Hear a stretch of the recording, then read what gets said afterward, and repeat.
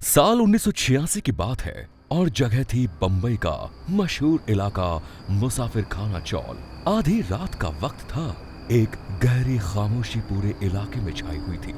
एक गुप्त मिशन की योजना तैयार थी और इस बार मुंबई पुलिस का इरादा बहुत साफ था। दाऊद इब्राहिम को उसकी ही गढ़ से पकड़कर ले जाना।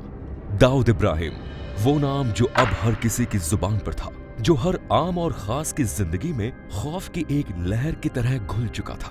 ये वही दाऊद था जिसने खुद को बंबई की अंडरवर्ल्ड दुनिया का डॉन बना लिया था। पुलिस का मिशन इस बार आसान नहीं था। वो जानती थी कि दाऊद को पकड़ने के लिए किसी भी तरह की चूक नहीं होनी चाहिए। कमिश्नर ने अपनी टीम में केवल वही अफसर चुने थे जिनकी ईमानदारी और बहादुरी पर पूरा यकीन किया जा सकता था। पूरी तैयारी के बाद कमिश्नर ने अपनी टीम को एक इशारा किया और पुलिस का काफिला मुसाफिर खाना की ओर बढ़ चला। ये वही मुसाफिर खाना था जहां दाऊद का अड्डा था, जहां वो अपने खास कामकाज को अंजाम देता था। गहरी रात और सड़कों पर पसरा सन्नाटा पुलिस की टीम के इरादों को और पुख्ता कर रहा था। हर एक अफसर अपनी जगह तैनात था। सबकी निगाहें एक ही लक्ष्य पर थी, दाऊद इब्राहिम। जैसे ही काफिला मुसाफिर खाने के करीब पहुंचा, एक अजीब सा तनाव माहौल में खुल गया।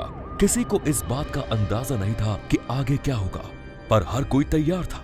जब वे मुसाफिर खाना के उस पुराने और मशहूर 2 मंजिला चौल की तरफ बढ़े तो वहां के मकान जैसे किसी अनहोनी का आभास दे रहे थे। पुलिस दाऊद के अड्डे पर पहुंची, एक पुराने दरवाजे को धक्का दिया और सामने एक बड़ा सा कमरा नजर आया। जैसे ही वे अंदर पहुंचे, हर चीज अपनी जगह पर जमी हुई थी।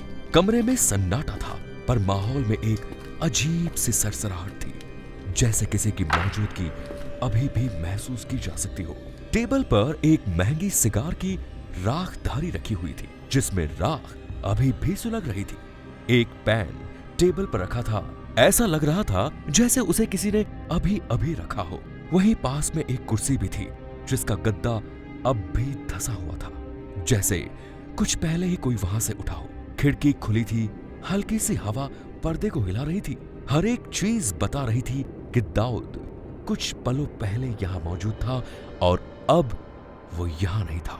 पुलिस अफसरों के चेहरों पर एक तरह की निराशा झलकने लगी। अगर वे बस 10 मिनट पहले पहुंचे होते तो दाऊद उनके शिकंजे में होता। वो 10 मिनट की देरी उनके पूरे मिशन पर भारी पड़ चुकी थी। पुलिस ने फौरन वहां के हर कोने की तलाशी शुरू की, पर वहां केवल उसके कुछ छोटे मोटे गुर्गे और रिश्तेदार ही मिले जो दाऊद के खास आदमी नहीं थे। पुलिस अफसरों की आंखों में सवालों की बौछार थी कि आखिर दाऊद को हमारे आने की खबर कैसे लगी। इस सवाल का जवाब जानने के लिए हमें दाऊद की पुरानी कहानियों में झांकना होगा। इसकी शुरुआत होती है 1975 से, जब दाऊद का नाम पहली बार बंबई की अंडरवर्ल्ड दुनिया में गूंजने लगा। उस वक्त करीम लाला का पठान गैंग पूरे मुंबई पर अपनी दहशत कायम किए हुए था। करीम लाला और उसकी गैंग का खौफ इतना ज्यादा था कि लोग उनके नाम से कांपते थे। चाहे किसी को लूटना हो या किसी के सम्मान के साथ खिलवाड़ करना हो, पठान गैंग किसी भी हद तक जा सकता था। इस गैंग का खौफ इतना था कि बंबई की पुलिस भी उससे खौफ खाती थी। लोग जानते थे कि अगर किसी के खिलाफ करीम लाला खड़ा हो जाए तो उसकी खैर नहीं होती।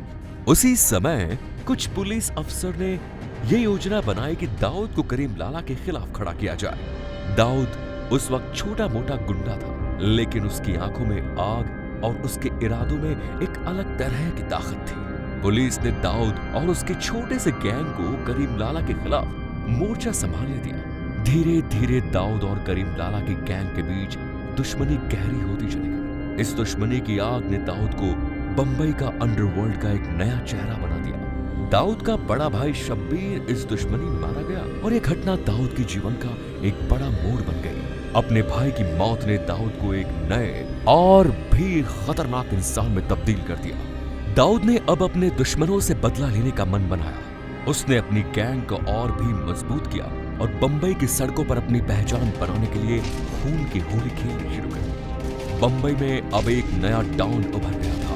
उसकी ताकत का अंदाजा इस बात से लगाया जा सकता है कि बड़े बड़े लोग उसके सामने सिर झुकाने लगे थे। यहाँ तक कि पुलिस भी उसके प्रभाव से बच नहीं पाई। कई अफसर उसकी मदद करने के लिए तैयार थे और कुछ पुलिस वाले तो उसके लिए ही काम करने लगे। समय के साथ दाऊद का नाम इतना बढ़ गया कि वो पुलिस के काबू से बाहर हो गया। अब वो अपने हर काम में पुलिस को भी शामिल करने लगा और जो अफसर उसके खिलाफ खड़े होते उन्हें वो अपनी मर्जी से हटा देता। इस पूरे वक्त में दाऊद की ताकत और उसका खौफ इतना बढ़ रहा था, लेकिन कुछ ईमानदार अफसर ने यह ठान लिया कि दाऊद को रोका जाए और उन्होंने तय किया कि इस बार उसे खत्म करके ही दम लेंगे। ये वही समय था जब एक बड़े ऑपरेशन की योजना बनाई गई। पुलिस कमिश्नर DS सोमन ने दाऊद को गिरफ्तार करने का वारंट जारी कर दिया और उसके खिलाफ चल रहे पुराने सारे केस फिर से खोल दिए। ये वही समय था जब एक बड़े ऑपरेशन की योजना बनाई गई। पुलिस कमिश्नर DS सोमन ने दाऊद को गिरफ्तार करने का वारंट जारी कर दिया और उसके खिलाफ चल रहे पुराने सारे केस फिर से खोल दिए। पुलिस के कुछ अफसरों का मानना था कि अगर दाऊद को समय रहते नहीं पकड़ा गया तो वो मुंबई में कानून व्यवस्था के लिए एक गंभीर खतरा बन जाएगा। इसके बाद कमिश्नर सोमन ने बंबई में माफियाओं के खिलाफ एक बड़ा अभियान शुरू किया और इस बार उनकी नजरें खासकर दाऊद पर थी। ये वही ऑपरेशन था जिसमें उन्होंने मुसाफिर खाना पर धावा बोला था। उस रात की नाकामी पुलिस के लिए एक बड़ा झटका थी। उन्होंने दाऊद को पकड़ने के लिए इतनी मेहनत की थी, लेकिन फिर भी वो उनके हाथ से निकल गया। इसके बाद एक हाई लेवल मीटिंग हुई जिसमें इस ऑपरेशन की असफलता पर चर्चा हुई। सबके मन में एक ही सवाल था, आखिर दाऊद को हमारे ऑपरेशन का पता कैसे चला? जब पुलिस ने फोन रिकॉर्ड्स की जांच की तो ये पाया गया कि उनके पहुंचने के 10 मिनट पहले ही किसी ने दाऊद को फोन किया था और उसने वहां से भागने का प्लान बना लिया। ये शक और भी गहरा हो गया कि उसके मददगार पुलिस के भीतर से ही थे। वो बंबई से दिल्ली और फिर वहां से दुबई निकल गया, जबकि बंबई पुलिस के पास उसका पासपोर्ट भी था। ये पूरी घटना एक सबक बन गई। अगर वो उस रात 10 मिनट पहले पहुंच जाते तो शायद दाऊद एक बड़ा डॉन न बन पाता और मुंबई का इतिहास कुछ और होता। दाऊद का भाग जाना सिर्फ एक व्यक्ति की हार नहीं थी, बल्कि एक पूरे सिस्टम की विफलता का प्रतीक था। उस रात की वो 10 मिनट की देरी जिसने दाऊद को एक अंतर्राष्ट्रीय माफिया बनने का मौका दिया। इसी वक्त पुलिस के कुछ अधिकारियों को ये एहसास हुआ कि मामला सिर्फ एक माफिया को पकड़ने का नहीं था, बल्कि बंबई की पूरी व्यवस्था पर सवाल उठाने का था। दाऊद का भागना इस बात का संकेत था कि अपराध और सत्ता के बीच की दीवार दरारों से भरी थी। वो 10 मिनट की देरी जिसने एक पूरे शहर के कानून को असहाय बना दिया। पुलिस और नेता के बीच के रिश्तों पर सवाल उठने लगे थे। उस समय एक सीनियर नेता का नाम भी उभर कर सामने आया। अफवाह थी कि कमिश्नर ने ऑपरेशन से पहले उस नेता को जानकारी दी और उसी ने शायद दाऊद को खबर पहुंचा दी। हुसैन ज़ैदी के खिताब डोंगरी टू दुबई में इसका जिक्र भी मिलता है, जहां इस बात की पुष्टि होती है कि दाऊद की पकड़ से चूकने में कहीं न कहीं राजनीतिक हस्तक्षेप का हाथ था। अगर इस एक राजनीतिक दबाव का सामना न करना पड़ता तो शायद उस रात का अंत कुछ और होता। बंबई में अब एक नया डर पैदा हो चुका था। दाऊद का भाग जाना एक ऐसे डॉन का उदय था जो अब दुबई से अपने कामकाज को अंजाम देने वाला था। बंबई की गलियों में उसकी दहशत पहले से भी ज्यादा फैल चुकी थी। वो अब सिर्फ एक नाम नहीं बल्कि बंबई के अंडरवर्ल्ड का एक ब्रांड बन गया था। उसकी पहुंच अब सिर्फ बंबई तक ही सीमित नहीं थी, बल्कि वो अंतर्राष्ट्रीय अपराध जगत का हिस्सा बन गया था। हर किसी के मन में यही सवाल था, अगर उस रात पुलिस समय पर पहुंचती, अगर वो 10 मिनट की देरी न होती तो क्या दाऊद का भागना रुक सकता था? क्या बंबई का इतिहास कुछ और होता? ये 10 मिनट की देरी पुलिस के पूरे मिशन पर भारी पड़ी। ये उस सिस्टम की नाकामी थी जहां एक अपराधी को पकड़ने में कुछ ही मिनटों की कमी ने उसकी कहानी को दुनिया भर में फैलने का मौका दे दिया। दाऊद अब सिर्फ एक आदमी नहीं रहा, वो एक ऐसी शख्सियत बन गया जो कानून की पकड़ से बाहर थी। अगर वो उस रात पकड़ा जाता तो शायद बंबई का अंडरवर्ल्ड एक अलग ही दिशा में मुड़ता। उस रात ने बंबई को एक नई कहानी दी और दाऊद इब्राहिम को दुनिया के सबसे कुख्यात माफिया का ताज। उस रात की 10 मिनट की देरी सिर्फ एक रात की कहानी नहीं थी, वो एक व्यवस्था की कमजोरी, एक कानून की कमजोरी और एक देश की मजबूरी थी। और इसी तरह बंबई की उस काली रात की दास्तान समाप्त होती है। एक रात जिसने शहर के सबसे बड़े खलनायक को पकड़ने का मौका गवा दिया और इतिहास को एक अलग मोड़ पर ला खड़ा किया। पुलिस की हिम्मत और हौसला अपने चरम पर थे।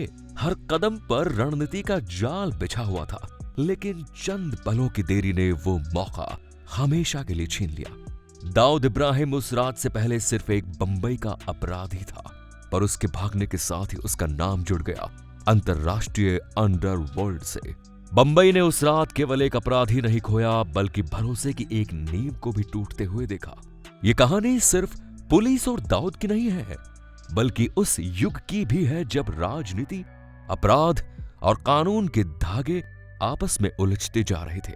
उस रात के बाद बंबई का अंडरवर्ल्ड बदल गया और इसी के साथ शहर का हर कोना एक नई कहानी कहने लगा। हर कहानी एक सबक के साथ आती है और इस कहानी का सबक ये है कि कभी कभी छोटी सी चूकें भी बड़े नतीजे लेकर आती है। अगर वो 10 मिनट की देरी न हुई होती तो शायद बंबई का इतिहास कुछ और होता। ये कहानी इस बात की याद दिलाती है कि कभी कभी समय पर उठाया गया एक छोटा सा कदम इतिहास को हमेशा के लिए बदल सकता है।